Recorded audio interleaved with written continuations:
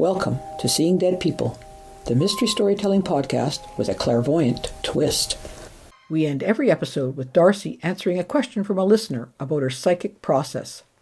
Whatever is going on in her head, I think it's so cool and astonishing. Trust me, you're going to have your own questions. Before I let you go, I'm going to ask our listener's question, which is always really popular. And this one's from Billy. And it's one I've asked myself several times, Darcy. Billy asks you, when you look at a photograph given to you by me, of Nicola, of say a building or a room, and some supernatural things pop out at you, how do you know they're related to Nicola's story and not from another era completely? Oh, that's a good question, because when I first looked at the farmhouse that you showed me, Yep. I saw the family prior to them. So then I have to, like a Rolodex, you know, when you twirl a Rolodex? Yep. I have to twirl these people to see and divide them to see who I'm looking for. Well, how do you know who was first and who was second and who was third? Because the one I'm looking for shines like a beacon. You're kidding. No. It's like looking at a picture of someone who's dead. Not that I've done it recently, but when I used to work with the police on homicides or missing persons, if the person's dead and they gave me a picture of, say, 3 people in the picture, Yep. that one person, if they're dead, they will stand out for me. They're different. Like, when you look at most pictures, they're sort of 3D, like you can see the life in the person as they're smiling and stuff. But when I look at it, even if they're smiling, they become like flat, non-existent, stale.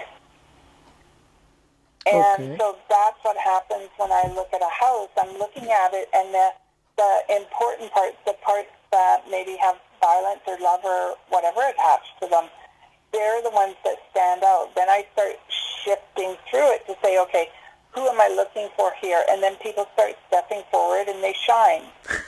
Oh my God, that is so cool.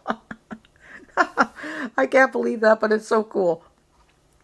Well, it can be, and then it's a regular pain in the butt when you walk in a house and someone sticks their head out of the picture and says, hey, I got a message for you. It's like, hey, I'm not working today. Is that what you tell them? Yes. Wow, so let's just explore that a little bit. Let's say we're talking about an object sometimes. Do you see an object differently if I'm talking to you about a case and an object has had some kind of importance to the case? Would you see something about that object and know that it was involved in what we're talking about now, rather than just having to be some little, bric-a-brac sitting in the house? Yes. Objects hold energy as well. And it's funny you asked that question, because, again, on another case I was working on, I drew a little picture of what I saw as the gun that shot the person. Okay. And I left it with the detectives, and the next day when I came back, the detectives brought me into that nice little room where they sit people to ask them questions. Yep. And the one guy had his hand behind his back, and I said, what do you have behind your back? And he whipped out the exact same gun that I drew, and it was everything not to crawl over the back of the chair and hide behind the wall, because it was the exact same gun that killed the person. Wow, and you were so astounded that you had drawn the actual gun, that's why you felt like you had to flee? No, I was so astounded that the gun wasn't going to shoot me. Oh, really? All I could see was the energy off the gun as it shot the person. Oh, cool. So you actually felt that you might have that energy directed towards you? Yes. Yikes. It must have been really kind of scary, but from my perspective, that's really thrilling. Well, have you ever gone into an antique store? And when you walk around the antique store, and if you touch items, you can tell the items by the vibration which ones are real antiques and which ones are being passed as antiques. Well, when you say vibration, do you mean when you just put your fingers or hand on an object, Yeah. it vibrates? You're not shaking it around like a snow globe? Nope, you're touching it. It's like a fingertip. You run a fingertip over something and you can feel, well, I can. Yeah. I can feel the energy, the difference between history and present, and then the energy of love and hate. Those are what you pick up on objects. So whenever I buy an antique, no matter what energy is on it, I'll come home, sage it, so that I change the vibration of the object so it can reside in my home. Wow. Well, would you deliberately buy an object that had energy of hate? Oh, yeah. Some of them have the best feel to them. And then you just come home and you change it. And then what does it feel like after that? After I've changed it, it feels normal, but I've also done a little prayer to ask that the anger is removed and that the person who may have had the anger attached to them in the first place has moved on to a better place. Oh, okay. So you've kind of like swallowed up that anger on their behalf. Yep, and just move it into a different place so they can have a more peaceful residence on the other side. Well, I think that's very thoughtful of you to do that. You know, sometimes we get angry over stupid things. Yeah, that's true. Although, I'm trying to think. I don't think I have any of your kind of sensitivity. Although we're gonna work on that. But I don't think I could touch, let's say, two wooden clocks, and one was made in 1986, and one was made in 1896. I don't know that I would really, from skimming my fingers across or putting my hand on it, I don't think I'd have any difference in the feel. I wouldn't have any sensation at all. Well, you'd be surprised. You think? Yeah, I think if you learn to open up and absorb. So basically, it's normally an empath, someone who can feel emotions and stuff, or clairsensory is also what it's called.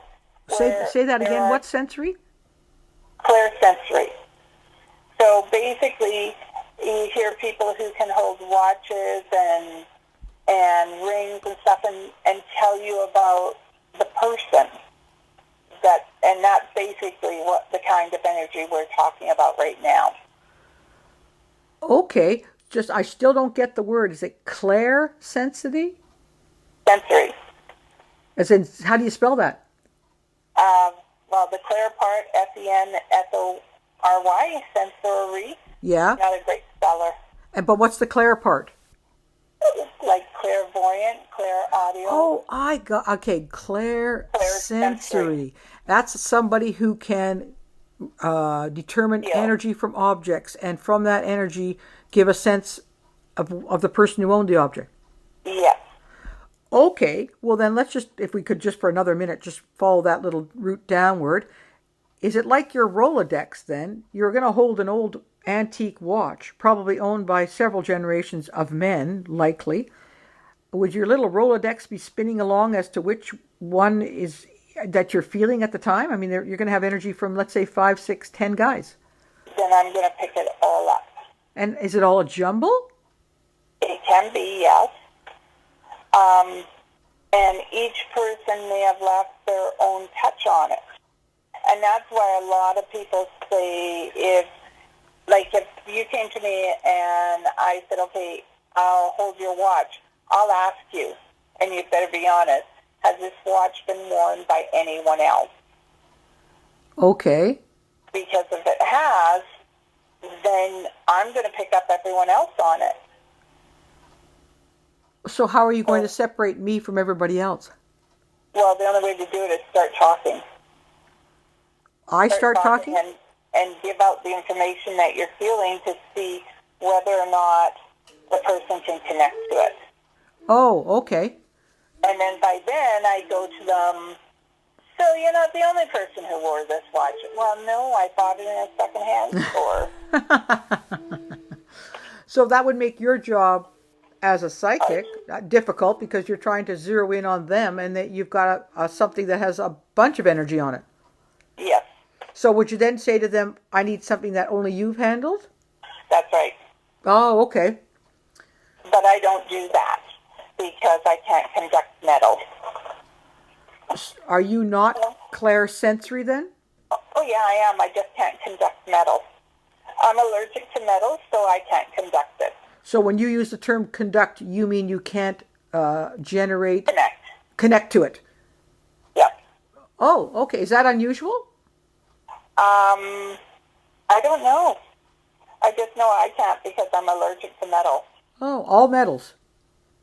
All metals, which makes wearing rings hilarious. But every now and then I'll try to wear one. And what happens? My finger turns green. Yeah, not good. Well, that's fascinating, Darcy. Well, that's neat. That question took us down quite a few little routes that I wouldn't have thought of. So that's I like that idea of you being able to handle objects and get information from them. My goodness, your talents, as you said, you have many strings to your bow, and we're barely scratching the surface of probably one string. Sometimes, yeah.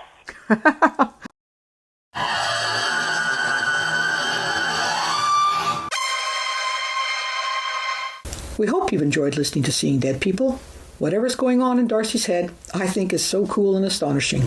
We'd love to hear from you with questions for Darcy about her psychic process or suggestions for other mystifying situations you would like us to investigate.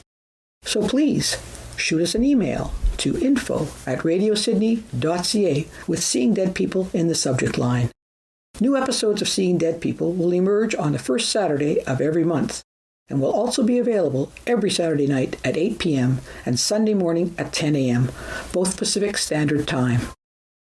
Seeing Dead People will also be available as a downloadable podcast online at RadioSidney.ca for your convenience. Cool news! Seeing Dead People is now a podcast on YouTube. Just search for Nicola Furlong Mysteries, and you will find 3 podcasts of videos dedicated to Seeing Dead People. One for our actual complete episodes, another for Darcy's fascinating answers to our listeners' questions about her psychic process, and a third with teasers highlighting each episode. Thanks so much for listening to Seeing Dead People. I really dig researching, writing, and communicating with Darcy and her otherworldly contacts. So until the next time, remember, Seeing Dead People is a blast with Goosebumps Guaranteed.